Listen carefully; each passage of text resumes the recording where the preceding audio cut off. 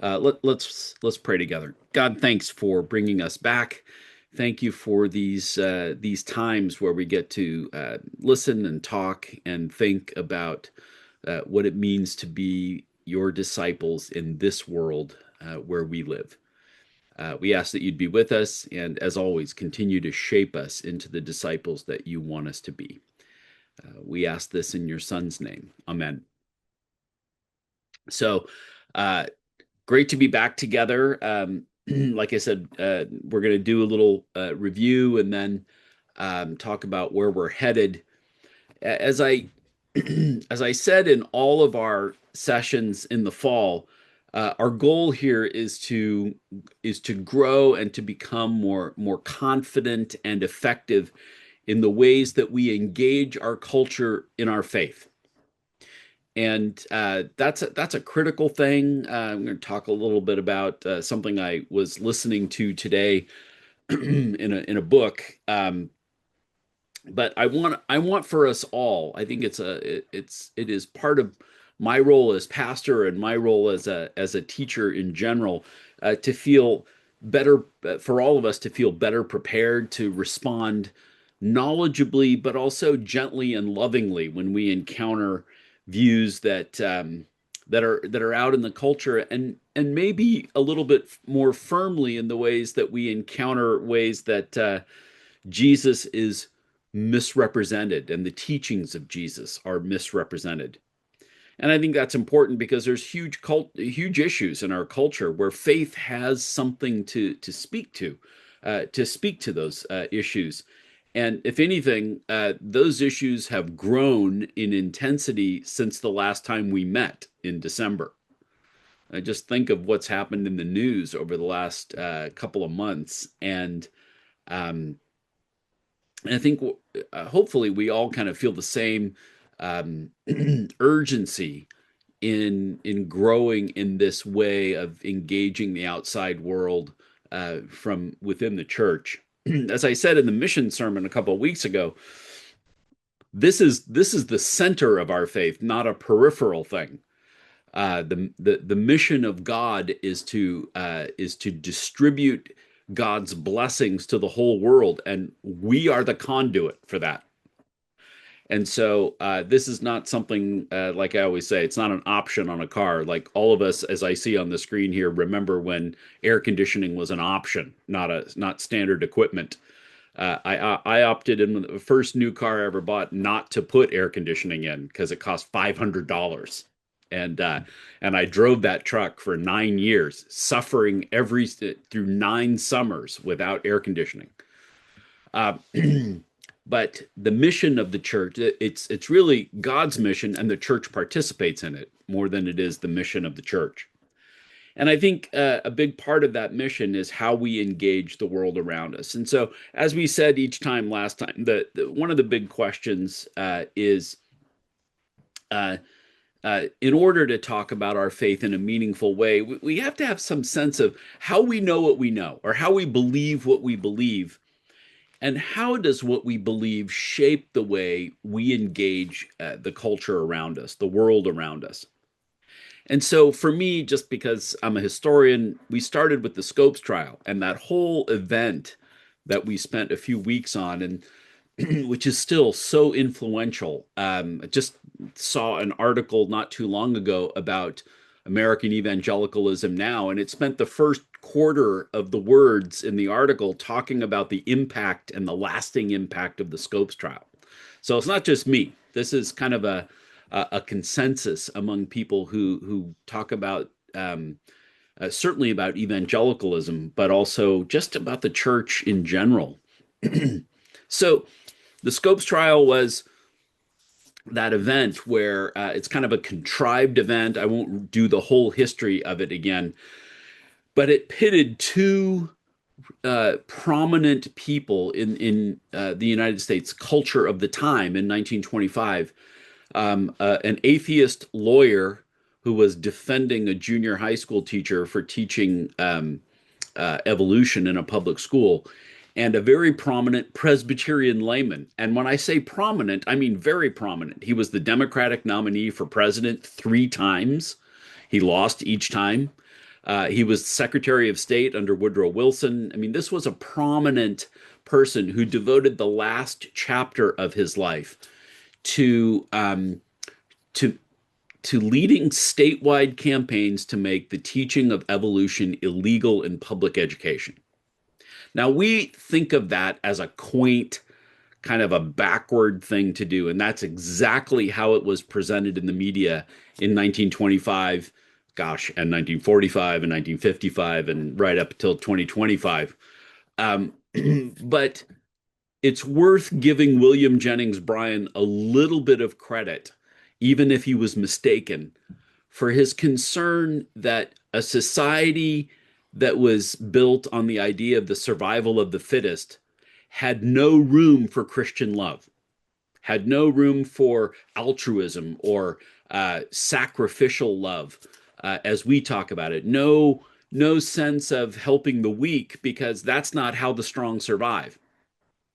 And so Bryan was mistaken, but Bryan's opposition to the philosophy and the implications of evolution, they were real. And I'm not 100% sure he was wrong. I would say he was wrong in trying to make the teaching of evolution illegal, but I don't think he was wrong in the implications of a society that is driven by and defined by survival of the fittest. Very honestly, our political situation right now is being led by someone who thinks that since I'm the strongest person here, I can do whatever the hell I want. When you read the newspaper and you groan, or you watch the news and you groan at the cruelty and the lack of wisdom and the lack of shared partnership internationally on behalf of this current administration, it's because he thinks, because he's the strongest, biggest economy and the strongest, biggest army, that he can do whatever he wants. In many ways, and there's an article that I haven't yet read in the current Atlantic about the moral bankruptcy of the Trump administration. There is no grand idea driving it other than getting bigger and richer and stronger. And it doesn't matter who gets trampled in the process. That's a little bit of what Bryan was worried about. And so I think what leavens and balances that out is that there are still people of faith in this country. Not I think too many people agree with the might makes right emphasis of the current administration, but I don't think everyone does. And I think that's why you can still see sort of Christian goodness even in secular America. And so um, these are important questions for us. And eventually, like I promised back in October, we're going to get to the present day. We're going to talk about what this means for us. This discussion is going to take us right up to the beginning of summer. But we need to address, how do we know what we know, or how do we believe what we believe, and how does that shape our engagement with the world around us? And so I had some of these things about the Scopes trial, but I think I'll skip those because we did a lot of those. But in the aftermath of the Scopes trial, what the wider non-Christian culture remembered was how the trial was portrayed in the media, which was a bunch of Christians who don't care about science, and they're just backwards boobs, and they're just going to try and take over the whole country. That caricature stuck after the Scopes trial. The Christians who felt strongly about the teaching of evolution responded by kind of going underground, separating themselves from anything that didn't conform to their narrow view of the Christian faith. They retreated from institutions, from schools, from universities, from academic societies, from government. It'll seem counterintuitive to us now, but uh, evangelicalism and fundamentalism in the years from 1925 until after the end of World War II, those movements are largely apolitical. They didn't champion candidates. They didn't participate in the political office. You didn't have prominent evangelicals running for office. You didn't have them aligning themselves with political leaders. That comes later. Um, in this distancing from culture and from society, politics is one of the things that evangelicals and fundamentalist Christians separated themselves from. It was the mainline and liberal Christian churches that were aligned with government. Another thing that will be counterintuitive to you is that for the most part, you would not have found an American flag in an evangelical church in the years after the Scopes trial until way after World War II. Where you found them and where they were almost always present is in mainline and liberal churches. Um, that that has flipped now. But that was definitely the what's the word I'm looking for? The mainline churches. They were part of the establishment. That's the word. They were the establishment churches. They were the ones who were closely aligned. You wouldn't have a town let me just put it this way: the Glendale church where I was the pastor before I came here, in the 40s and 50s, the mayor went there. Most of the city council, any mayor, any city council person that didn't go to our church went to the Methodist church 2 blocks away. You would never have had a situation where political leaders didn't participate in church, but they were always mainline denominations, not the evangelical and fundamentalist churches. So, but one thing that was kind of an undercurrent, and it sets the scene for where we are now, is that some of these evangelicals and fundamentalists, even though they retreated from politics, they they took it upon themselves to preserve what they thought being an American was, and it was being Christian. They may never have said this out loud, but it was being white. If you'd asked them the image of a normal American, they would have described a white Christian man. Um, and so that kind of strange part of the subculture starts in the 30s and carries through and until it explodes sort of in the late 70s and early 80s. Um, there's a sliver of people that wanted to re-engage society in the 30s and 40s, and this is kind of my area for my dissertation. A lot of them ended up going to elite universities to get their PhDs, and they became the leaders of the evangelical movement in the generation that most of us are from, the post-war generation. They they came into prominence in the 40s and 50s and 60s. The guy that I wrote my dissertation and book about was a professor at Fuller Seminary from 1950 until the late 70s. Uh, but I've read every one of his letters that exists, and every letter that was written to him that exists. And I'll tell you this: not once did anybody mention politics. This is a prominent evangelical scholar with a national following who wrote both popular books and academic books. The only reference to politics I could find was another Fuller professor writing him saying, "I can't believe we have a Catholic as president." That's when John Kennedy was elected in 1960. That's the only you know what is never mentioned in there? The establishment of Israel. As much as that's become a benchmark issue for evangelicals now, not one mention in 1948 and 50, through the 50s and the 67 war and the 73 war, not one mention of Israel from all of these evangelical leaders and academics. That's going to be important later. Um, so Billy Graham is kind of the he's the touchstone during the post-war era of evangelicals that wanted to be more involved in the wider society. Uh, I remember poll after poll after poll when I was in high school and college showing that Billy Graham was one of the most trusted people in America, one of the most admired people in America. And so, and that was a switch from after the Scopes trial. You know, he engaged society. He unfortunately got involved in politics, which came to bite him in the keister later on.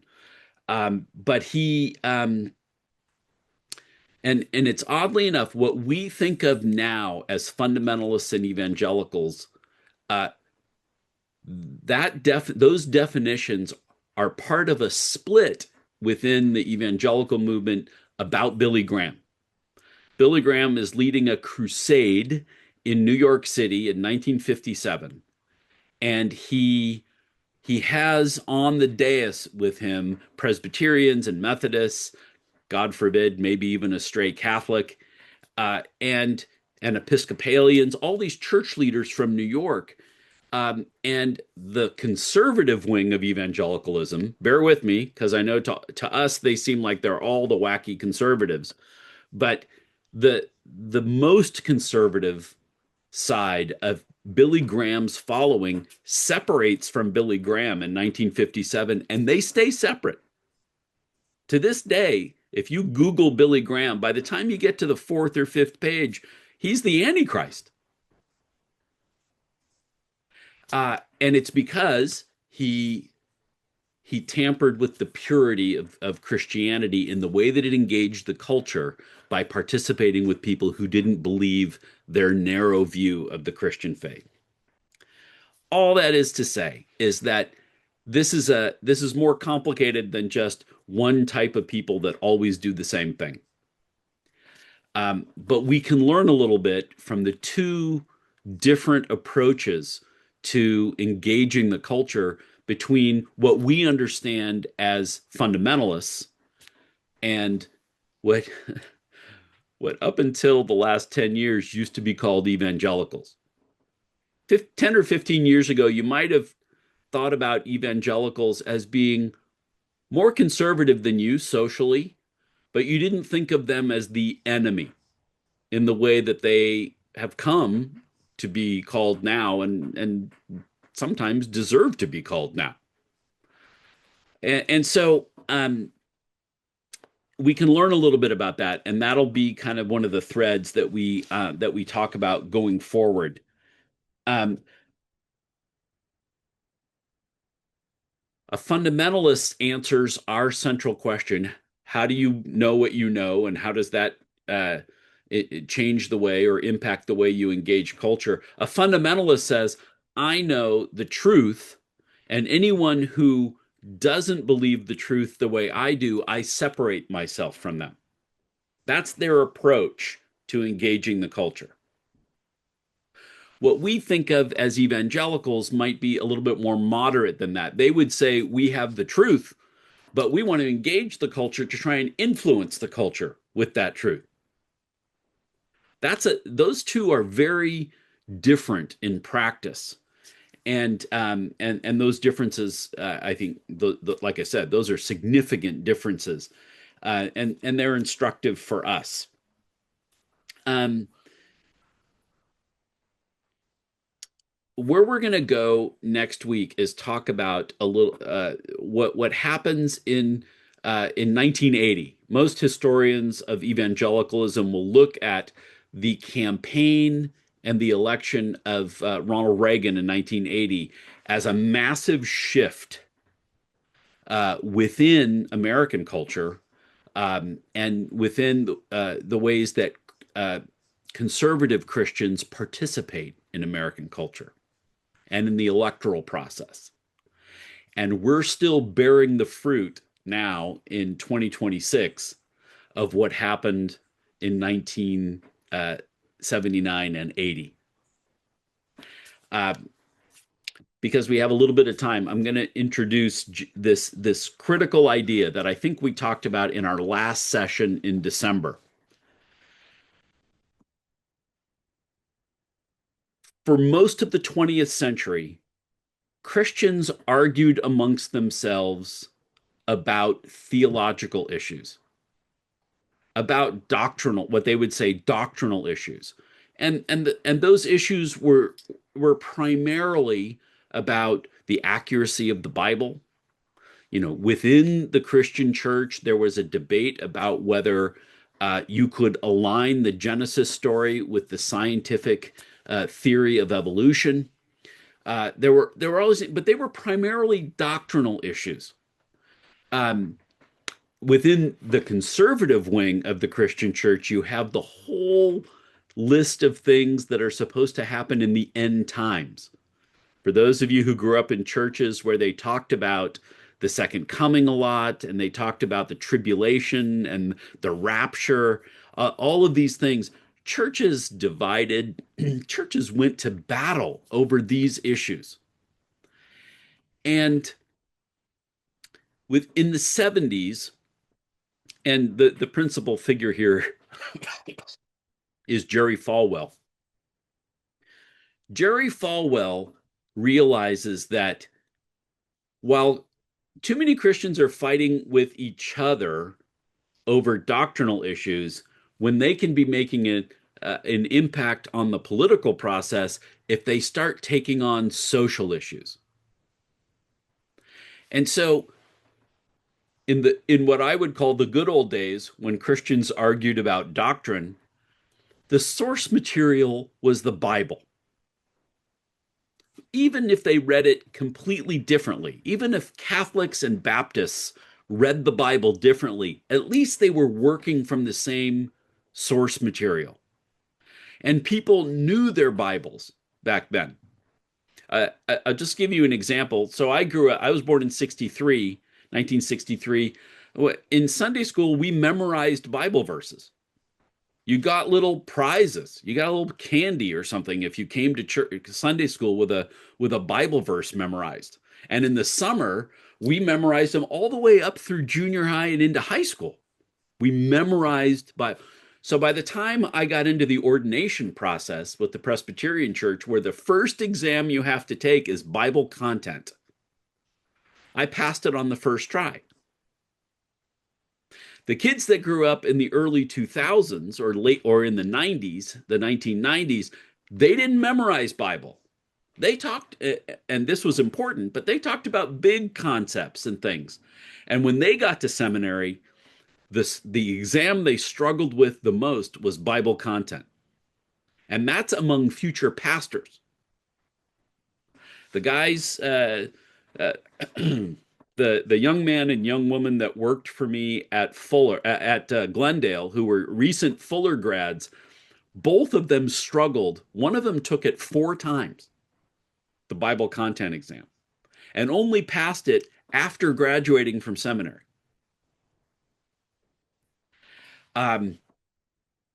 That's a little example. That's an illustration of what was happening among a lot of conservative Christians. Jerry Falwell defined what it meant to be Christian by what you thought about school prayer and abortion and homosexuality and support for Israel. Those were the big 4. And he realized that he could put together a coalition of people that was bigger than just fundamentalist Christianity, and that they could have an impact on the political process. And so, I don't know if you guys know this, but the original moral majority, even though it was led and founded by a fundamentalist Christian, had Catholics, Jews, and Mormons also involved in the leadership and development of the moral majority because they agreed on these social issues. What happened, and I think the dark side of that, besides the fact that those are not how I would defend or define Christianity, is that we're now 2 or 3 generations later dealing with people who think that that's the definition of Christianity.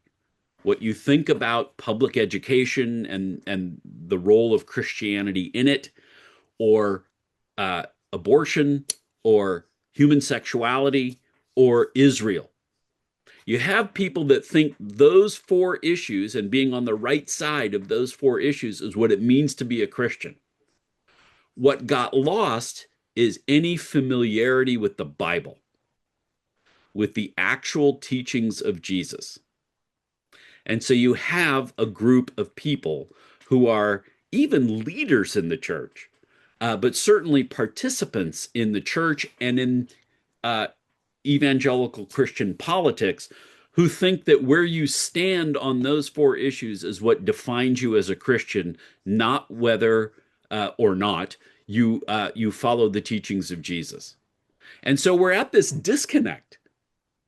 Uh, I believe I told you guys last time or a couple times ago that Russell Moore, who's been in the news lately because he was very critical of Trump's racist cartoon that he put out, and Russell Moore is a Southern Baptist leader.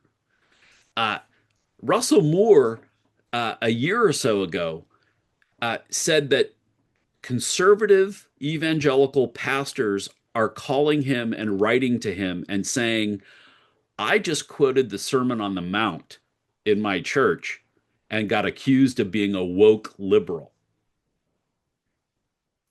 So think about that. That is the principal section of Jesus teaching in the entire it is the longest section of Jesus teaching in the entire New Testament in Matthew 5, 6, and 7. And a pastor taught from it and was accused of being a liberal because, and the person accusing him, I'm guessing, but it's an educated guess, defined Christianity by those four issues, not by loving your neighbor, turning your other cheek to your enemies, all of the things that are blessed are the meek is not in their language. And all of this has its roots in the shift among American evangelicals in and around 1980, where what it meant to be a Christian American was defined by those four social issues and not by Bible content, not by a person's alignment with the teachings of Jesus. And so we are at a disconnect now. When if you were to quote the love your enemy passages to Pete Hegseth, he would laugh in your face, even though he is a regular churchgoer. If you were to quote, anything about turning the other cheek to well, Paula White, I'm naming people in the administration, uh, they would laugh at you without realizing you're actually quoting the Jesus that they have branded themselves with. So that's a very different way of engaging the culture through faith. And the the left in the church has the same temptation to define how it sees the teachings of Jesus by what it thinks about a handful of social issues.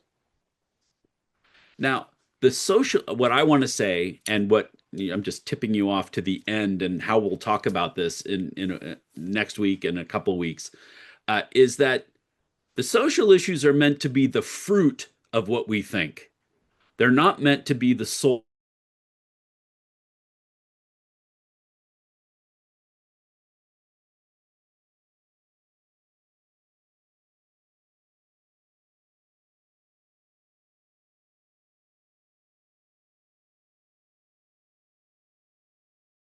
limit of what we think for us as we talk about. Did you guys lose me for a minute there?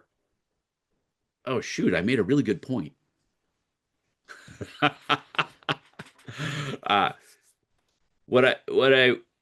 I'll say it again just in case.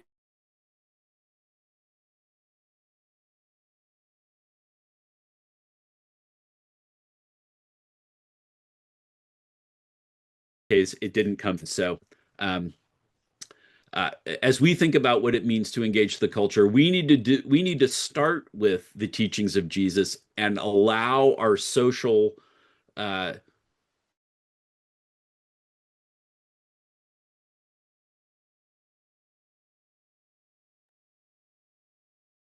You're cutting out again. ideas and so shoot. Okay, here's what I'm going to do. I'm going to unmute you all, and we'll have a little bit of conversation here because that's where I wanted to get to at the end anyway. So, how much of that last part did you guys lose? None. You tried to make a really good point twice and we didn't hear it. You didn't hear it. That's okay. It's always worth repeating 3 times. I love paying as much as I do for Spectrum and then having it not perform well. If they didn't have the Dodgers, I wouldn't be spending this money. So anyway, the main thing for us is that it's great to have social issues and activism in issues that emerge from our faith. Where we get into trouble is when the issues define our faith rather than our faith defining our faith. The issues are meant to be the fruit of what we believe and how we experience the teachings of Jesus. When we focus on the issues so much that the teachings of Jesus are put in a secondary role, then our faith is turned on its head. Our lives of discipleship are turned on their head. And so I rail a lot at the conservative wing of our faith because I feel like for the last 45 years, that's exactly what they've done. But it's just as easy for that to happen on the left, where we get the issues that animate us and start to think that that defines our faith, not the teachings of Jesus. So as we talk about what it means to engage the culture in faith, the practice is going to be to keep the teachings of Jesus central to the faith and our activism and our engagement with society as the fruit of that teaching. So getting better at saying it now that I said it 3 times. So how does that's our review. That kind of resets us for the weeks and maybe months ahead. How's that sit with you? Calling somebody. No. Any questions? Any corrections? No. You brought up Jerry Farrell. I remember years ago seeing him occasionally on TV. He had quite a following, didn't he? He did, yeah. He had a huge church, Thomas Road Baptist Church in Lynchburg, Virginia. He did what a lot of Christian leaders did, including Charles Fuller with Fuller Seminary, is he not only had a church, but then he had a radio program, and then he built a college in his name, and Liberty University, which is still there, and which, by the way, is the academic institution turning out white Christian nationalists. Oh, man. It is part of the curriculum. Actually, there was a separate school of politics there that was named Falkirk. And what it was a joining together of Falwell and Charlie Kirk, the young man who was just murdered. And so together they were defining Liberty University's stance on engaging American society and political culture. So yeah, Falwell had he had a huge following. He was published. He wielded enormous power in the years after 1980, once evangelicals became an essential block of Republican voters. Republicans in this country cannot win elections without the 30% of their voters, 40% of their voters who are evangelicals, who identify as evangelicals. Which is why even secular Republicans will campaign on these social issues, because they know it keeps their religious right wing in the fold. So did this group become Republicans because their leaders encouraged them to do so? So that gets into a little bit more of American political history, which Right. is, that's okay. So the primarily white Christian nationalist culture has its roots in the South, which shouldn't be surprising. The side that lost the Civil War, that defined what it meant to be American by being white and Christian. But because Abraham Lincoln was a Republican, Southern voters would never join the Republican Party. They were Democrats, but they were socially conservative Democrats. And for those of you who are interested in anything, what weren't they called? Blue Dog Democrat? Dixiecrats. Dixiecrats was one of the names for them. And so within the Democrat, for example, when John F. Kennedy is elected, the reason he had to choose a Southerner to be his running mate was to carry those votes, those electoral votes in the South, even though he was a Northern liberal. And so, and they would find their shared ground about the role of government in American culture. But the Dixiecrats voted. It was 1980 when a lot of Southern politicians switched parties. The guy that I remember, because I had a lot of respect for this guy, Sam Nunn, who for years was a senator from Georgia. I'm not sure if he changed or if he'd always been a Republican, but he became a Republican leader from Georgia in that time. But a lot of Southern politicians and a lot of Southern voters changed party affiliation in the late 70s and all through the 80s, which was a complete reorganization of American electoral map, the American electoral map. And so, yeah, and a lot of that's down to Falwell and his movement. Yeah, Tim, please. One thing that came about, I think, in the 20s and 30s, it was the manipulation of the media with Amy McPherson and Father Conklin, and then later on in the 60s and 70s, Jerry Falwell and Pat Robertson, and fundraising and the alignments of those factors.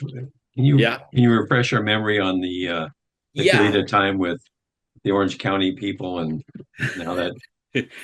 Yeah, so it wounds my heart a little bit to hear Father Coughlin, who was a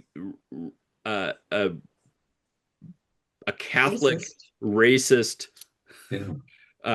near fascist on the radio in the 30s, in the same breath as Amy Semple McPherson, who, despite her troubles, was a pretty effective Christian evangelist. I grew up probably 6 miles from her church, Angelus Temple in Echo Park. Still an architectural. It's on every architectural tour of LA. But yeah, the idea of having a mass media market that you could both influence and earn an income from is a huge part of the history of American evangelicalism in this country. And so Charles Fuller, who founded Fuller Seminary, he had a radio program that broadcast from Long Beach Civic Auditorium. and at one point had something like 30 million listeners. It was more popular than the Jack Benny radio program at the time. It was, and at that point, the FCC actually wasn't called that yet, but what we understand as the FCC, which controls the airwaves, granted free radio time to religious broadcasting. Ooh. So Charles Fuller had this program that he didn't get paid for, but he got donations from this free airtime. And it was the Presbyterians and the Episcopals and the Methodists that petitioned the US government to not let these non-aligned independent Christian preachers have their free radio time. And Fuller, at the height of his popularity, lost his radio time. And so what he started doing was recording his program ahead of time and then mailing it to radio markets across the country. There's a historian that credits Charles Fuller with inventing syndicated programming. The reason you see Friends and How I Met Your Mother and The Big Bang Theory on TV every night, one episode after another in syndication, that's where the real money is in television broadcasting. Because those shows are being sold to individual markets all across the country. There's huge money in that. When the Seinfeld show went off the air, and Jerry Seinfeld and what's the other guy that Larry David co-created the show. They each owned half the show. They sold the show back then, this is in the 90s, for $500 million. They sold the rights to the show, and the person who paid $500 million has made that money over 3 or 4 times since then, selling it to individual markets. That's what Charles Fuller had to do. But there were other preachers who had radio programs. And since the Christian movement in America is a free market movement, there is no pope of American Christianity that controls everything. And so everybody's competing for market share. I know that sort of feels like it taints Christianity, but that's how we function, right? There are churches in our community that are bigger and better funded than us, and they do different things. And, in some ways, we're all competing for the same number of Christians that are in San Luis Obispo. And there's a free market competition to the way that churches work in this country. And radio programs were a huge part of gaining market share. Anybody here from the East Coast? Carl McIntyre? Is that name familiar to anybody?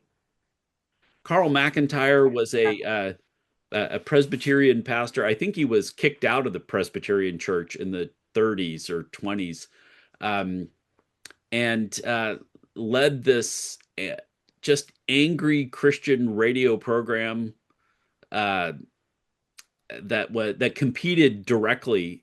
He criticized Charles Fuller every program to try and get listeners away from Fuller's program and to his. And so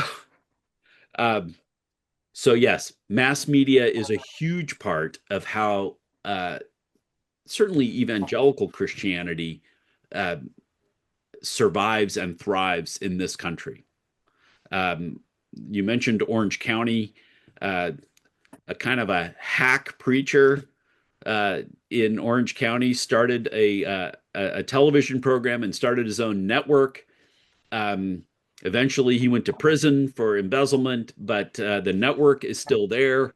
That network, TBN, Trinity Broadcasting Network, is actually where the alternative halftime show was broadcast on Sunday. Oh, yeah. For the Super Bowl. Right. All started by Paul and Jan Crouch in Orange County, who back then used to have preachers come in and they'd have like talk shows and preachers giving sermons and doing Bible studies, and Hal Lindsey, if you remember him, talking about the end times. Um, so yeah, TV and radio and then TV have had a huge impact on the way certainly evangelical Christians engage the culture. So how big is that now, radio? I don't think it's definitely not as big as it was in its heyday. And some of that's through scandal. Jimmy Swaggart. Who's the other guy from the East Coast that had his own television show with his wife? Tammy and something. Tammy. Well, Paul and Jan Crouch, Jim and Tammy Baker. Yeah, That's And so I think one of them did time too, did they not? Yeah. So And so it's, lots of money corrupts and influence corrupts. And these people had a huge influence. If you move into the secular wing, I remember reading an article in 1994 about Rush Limbaugh, who in the early 90s had been, he's all over the Clintons, and he invented the feminista as a pejorative term to describe American feminists. And Newt Gingrich partnered with Rush Limbaugh to influence enough House districts to win a huge landslide, to win a huge number of seats in 1994, enough so that Newt Gingrich for 2 years could function as the prime minister of the US. No legislation could move through unless Newt Gingrich approved it. And the story was, at the celebration party at the Republican National Committee, Rush Limbaugh was there, but he looked stunned in a corner of the room at what his radio program had produced. And so there's clearly that being stunned didn't stop him, because he had another 20 years of vitriol to spew. But then he got the American freedom. Yeah, then he got the Medal of Freedom. Yes. That's just, yeah. So mass media plays a role establishing schools and training centers. Again, Charles Fuller is known for that, but a bunch of other people that I can name in more detail next time all did the same thing. They had a publishing empire, they had a radio or some sort of mass media empire. They founded schools, and a lot of them led churches at the same time. It was the way it was done for prominent evangelical and fundamentalist leaders in the time. You might be asking, why wasn't there a counterpart on the left? There's no definitive answer for that, but there are a couple of answers that work and that help. One is that most of the Christians in America that are from center to left are part of denominations. And denominations are notorious for being such big tent operations that they don't lend themselves to one voice that goes out there and fights for market share and does battle with these other programs. For the center to the left of American Christianity, it mirrors what happens in the center to the left of American politics, which is there are so many identities involved that they can never agree on a direction. One of the saddest history books I read in the last 10 years, I recommend to all of you. It's called The Moral Minority. It's the evangelical left, the history of the evangelical left in post-war America. Moral Minority. It's written by a guy named David Schwartz. And So a lot of it is little biographical chapters of people, including Richard Mao, who's a dear friend of mine, who was the president of Fuller Seminary. I worked for him for 4 years. Um, uh, Rich Mao, a handful of other folks, Mark Hatfield, who some of you may know, the senator from Oregon in the 70s and 80s. There's a new biography coming out about him sometime this year.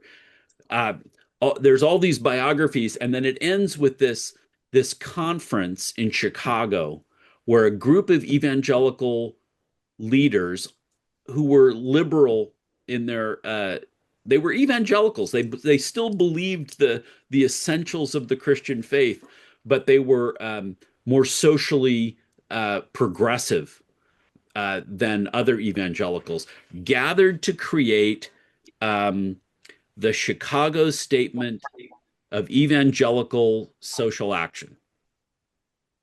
Okay, and you can find that. It's a beautiful statement. Several of the people who were involved in the writing of that statement were my professors in seminary. William Pinnell, Rich Mao, a handful of people like that. But what happened there was the women evangelical leaders who were invited ended up feeling slighted by the African American evangelicals as to who had the biggest grievance to correct in the statement, which was a tipping point. Eventually, the statement came out, but a lot of those people never worked with each other again. And in the end, just as Jerry Falwell knew it would do, the issues of reproductive rights and human sexuality divided evangelicals and made them a far less potent force politically on the left than the group that survived and joined the right. And so that ends up being in the last chapter of the book. That's his analysis, that this is why is there no substantial evangelical left now? It's because none of them could agree on what was the most important thing to argue about. And so they fragmented and became parts of other traditions, but never coalesced in the same way that the moral majority did. They tried. And maybe it's time for us to go through that statement, because it's a wonderful statement of social responsibility from a deeply committed Christian point of view. If you want to look it up, the Chicago Statement on Evangelical Social something. I'll look it up and try and bring it next time. Well, But John, so they split over the same things that are splitting all the mainline churches now. yeah, or that split the I think some of those splits, some of the biggest splits are done now, right? ECO left, the EPC left in the 80s. I'm just talking about Presbyterians now. And so the PCUSA exists as a big tent church where evangelicals are welcome, but often self-select to not participate. Yeah. The Anglican Communion worldwide is headed for a little bit of trouble now that they have a female Archbishop of Canterbury, who is the head of the Anglican Communion worldwide. We'll see. And oddly enough, the biggest conflicts are in the regions where the church is growing fastest, which is the global south. It's African Catholics who are most opposed to some Catholic social teaching. It's African Anglicans who are deeply opposed to what they perceive to be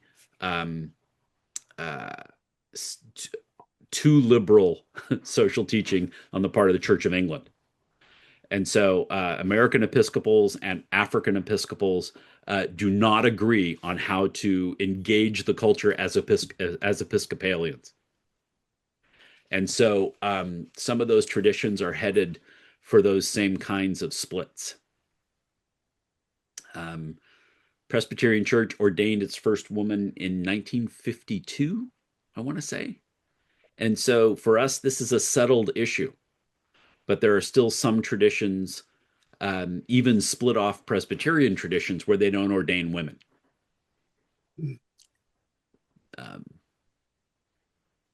So, as usual, it's this part's way more fun than just listening to me talk for half an hour. But any other questions or comments before we adjourn? You just brought up split offs in the Presbyterian Church. I remember once there's like 19 different versions of Presbyterians. Is that right? I don't know about 19. Do they not communicate, or what's the deal? Some of them communicate. The PCUSA, to its credit, is willing to talk to anybody. Oftentimes, it's other traditions, more conservative Presbyterian traditions, that don't want to talk with us because we have been openly affirming of people who are in the LGBTQ community. We ordain women. We are involved in social causes that to people who don't read Jesus very much smack of wokeness. And so I don't know about 19. There's certainly fewer Presbyterian traditions than there are Baptists. I'll say that, but that's setting the bar. We don't want to be close. So do each of these 19 or whoever it is, they still call themselves Presbyterians? They do, because the sign out in front will say Presbyterian Church of whoever. They will. Oftentimes they'll say on the sign, because it will matter to them more to identify which Presbyterian they are. There's a Presbyterian Church of America congregation a block from our church. Yeah. That's one of the traditions that split off of the big Presbyterian Church over some theological issues, but they retain the old tradition of not ordaining women. There are no women elders or pastors in the PCA.